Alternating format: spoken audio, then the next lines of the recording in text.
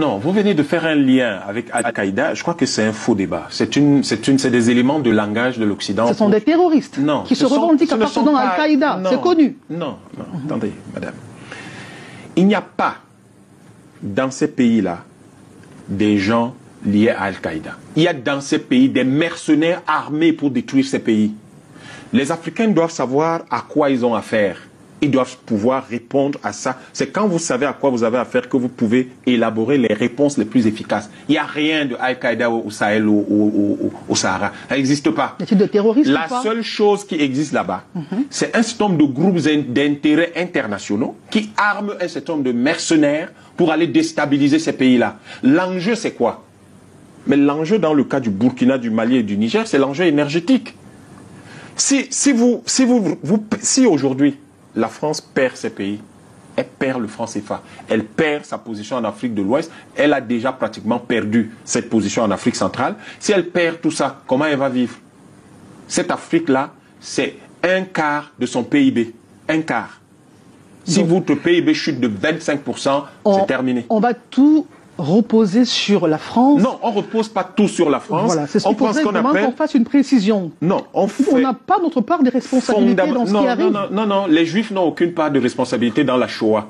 Vous ne pouvez pas vous lever un matin et dire les Juifs sont responsables de la Shoah. C'est un scandale. Je serai le premier à vous dire, mais vous êtes fou ou quoi? Les Juifs n'ont pas conçu ça. Les deux situations sont-elles superposables? Oui, bien sûr. C'est des situations de génocide humain, de génocide culturel et civilisationnel qui sont inacceptables. Il faut comprendre une chose, madame. Personne au monde ne dira les Juifs sont responsables de la Shoah ou complices de la Shoah. C'est pas possible, ils n'ont pas conçu ça. Par contre, en Afrique, des gens s'asseyent, conçoivent le terrorisme, conçoivent le chaos en Afrique, la violence structurelle, l'insécurité structurelle, et on pousse les Africains à dire « Ah, nous avons notre responsabilité. » Nous n'en avons aucune. Il se trouve que ce n'est pas nous qui faisons le franc CFA. Il se trouve que ce n'est pas nous qui fabriquons les armes qui sont utilisées là-bas. Il se trouve que quand les terroristes à la télévision viennent dire qui les paye, ils n'ont jamais dit que c'est un État africain qui les paye.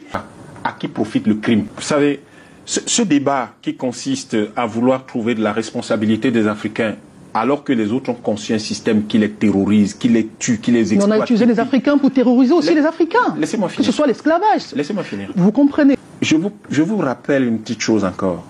Personne dans le monde n'ose dire les Juifs ont été complices ou machin, et avec raison, parce que c'est celui qui conçoit un système qui en est responsable, pas les types qui se retrouvent instrumentalisés à l'intérieur du système. Les gens tous ces Africains qui se retrouvent là-dedans sont des instruments. C'est des gens qu'on a instrumentalisés parfois en les compromettant sexuellement, parfois en les compromettant financièrement, parfois en les mettant dans des situations tellement difficiles qu'ils sont obligés de se mettre là. Et ils ciblent donc les faibles personnalités pour pouvoir les exploiter et les instrumentaliser, j'insiste sur le terme instrumentaliser de cette façon-là. Les Africains n'ont pas participé à la mise en place de ce système, à la conception de ce système. Ils ne sont responsables de rien. Il faut que nous cessions de faire de nos frères les complices de quelque chose qu'ils n'ont jamais organisé eux-mêmes dans leur propre pays, avant que les Européens n'arrivent ici. L'esclavage, la traite négrière, parce que l'esclavage c'est autre chose. La traite négrière, nous ne l'avons pas conçue. Ce n'est pas nous. C'est les Montesquieu et les Voltaire qu'on signe là qui étaient les vendeurs d'esclaves, ce n'est pas nous. C'est le palais de l'Élysée qui a été construit par l'argent de la traite négrière, ce n'est pas nous. Il faut donc que nous sachions qui est responsable, qui ne l'est pas. Nous ne sommes pas du tout responsables de ces choses-là. Ok, nous allons progresser. Je conclue, je termine. Oui. Il faut dire que, il faut qu'aujourd'hui, les hommes qui ont réussi à échapper à l'emprise de ce système-là puissent prendre le pouvoir partout dans nos pays pour que nous puissions réorganiser les choses.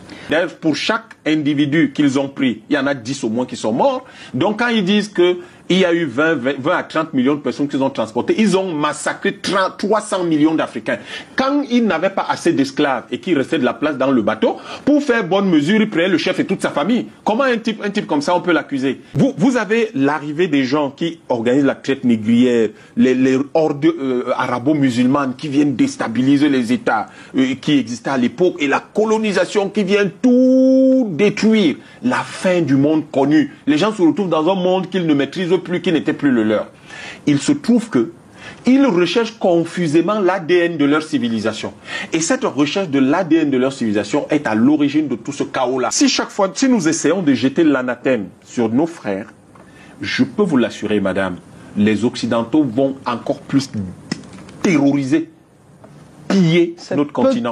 Il y a un discours, et ce discours est tenu par ceux qu'on appelle aujourd'hui les panafricanistes, et qui disent, nous devons nous ressaisir. Il est temps de ne plus nous laisser, nous devons devenir imperméables à toute manipulation, à toute corruption.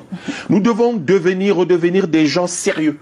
Pourquoi, madame? Il ne s'agit pas seulement de l'Afrique, il ne s'agit pas seulement de restaurer la dignité, la liberté et la souveraineté des Africains, il s'agit de restaurer la dignité du monde entier.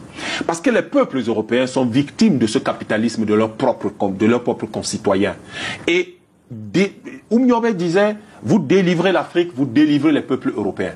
Si vous délivrez les peuples africains du colonialisme, qui n'est que la phase internationale du capitalisme, vous délivrez les peuples européens eux-mêmes qui sont victimes de ce capitalisme-là. Et vous savez ce qui se passe là-bas en ce moment. Donc, il est temps, non pas de commencer à jeter l'anathème sur nos frères ou à les critiquer ou à faire quoi que ce soit. Cela ne veut pas dire que nous sommes d'accord avec tout ou avec ce qu'ils font, mais nous comprenons que ce qu'ils font est, si vous voulez, l'écume au-dessus des vagues et que c'est aux vagues qu'il faut s'attaquer parce que c'est là où se trouve l'énergie, pas sur l'écume. Et donc, si vous faites ça, vous aidez en même temps ces peuples. Donc, il ne s'agit pas que de nous. C'est pour cette raison que le travail de sensibilisation, de conscientisation, d'explication et si vous voulez, de soutien moral qu'il y a à faire pour sortir nos frères de leur dépendance émotionnelle et psychologique de l'Occident est extrêmement important. Je viens de publier un ouvrage dans lequel les gens trouveront un certain nombre de propositions qui s'appelle Port Bokibon. Et là-dedans, vous voyez comment nous sommes parfaitement lucides sur à la fois la partie structurelle et fondamentale de la crise que nous vivons, qui est organisée, structurée, gérée, entretenue par l'Europe et l'Occident, mais également, si vous voulez, de la partie des exigences tactiques qui vont permettre de ramener progressivement tous nos frères vers une attitude de gens libres qui doivent se battre pour sortir de l'ornière. Le Burkina Faso n'aurait pas pu être intègre s'il n'y avait pas cette recherche confuse de son initiative historique. Il se trouve, et je vous le dis encore, c'est encore confus. Parce que le monde connu des Burkinabés n'existe plus depuis le début depuis la fin du 19e siècle. Et il a été déstabilisé et déstructuré progressivement pendant les 4 et 5 siècles qui ont précédé le 19e siècle. Et il a été écrasé pendant tout le 20e siècle et le début du 21e siècle. Maintenant, les Burkinabés, depuis la deuxième moitié du 20e siècle, essayent de se retrouver parce que ce système occidental européen dans lequel on se trouve ne convient pas aux Africains, pas du tout. La démocratie n'est pas un modèle propre aux pays africains, singulièrement pour... Non, encore une fois, c'est des faux débats. Si on pose la question telle que vous la posez, madame, et je comprends que vous me posez la question de cette façon-là, parce qu'en réalité, c'est dans l'air du temps de poser ce genre de questions, mais au fond, c'est pas comme ça que nos États étaient organisés. La question intéressante serait de dire comment nos États qui ont été stables pendant des millénaires ont-ils été organisés? Vous pensez qu'ils faisaient la démocratie occidentale là? Ce que la plupart des Africains ne savent pas. Étaient-ils des États? On parlait de villages, on parlait de communautés. Bien sûr que si je veux démontrer que vous les Africains ne valez rien, est-ce que je vais dire que vous aviez des royaumes? Je vais simplement m'appuyer sur la théorie de Henry Morgan, qui a été publiée dans les années 1890, qui disait, qui stratifiait, qui classait les hommes en 3 catégories. Tout en bas, il y a les sauvages. La seule organisation possible qu'ils ont, c'est celle de meute, un peu comme des loups. Les loups, c'est les animaux sauvages. Et au-dessus, il y a les barbares. Et les barbares, à la limite, ils peuvent avoir comme organisation sociale les hordes. C'est tout. Et au-dessus, il y a donc les civilisés, qui sont les Européens, et qui sont les seuls capables de structurer des États. Donc, en réalité, si je suis quelqu'un qui vient vous piller, qui vient vous coloniser, mais je vais dire que vous n'êtes rien. Vous êtes simplement des sauvages. Oh, et vos chefs, et je vais dire vos rois, vous n'avez pas de rois, vous avez des villages. Sauf que ce n'est pas vrai. La structure, la construction la plus longue et la plus grande que le monde ait jamais connue. Vous savez où elle se trouvait? Dans ce qu'on appelle le royaume du Bénin, au Nigeria. Mais est-ce qu'on en parle? Personne ne peut en parler. Nous pouvons organiser les États autrement que comme Montesquieu. Nous avions nos façons de faire traditionnelles.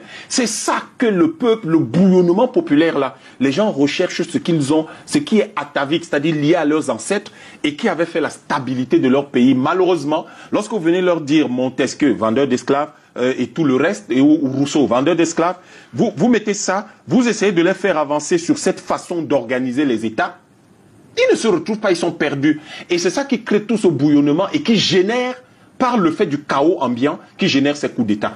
Que l'Afrique retrouve sa dignité et sa liberté aujourd'hui, vous aurez droit à une stabilité millénaire.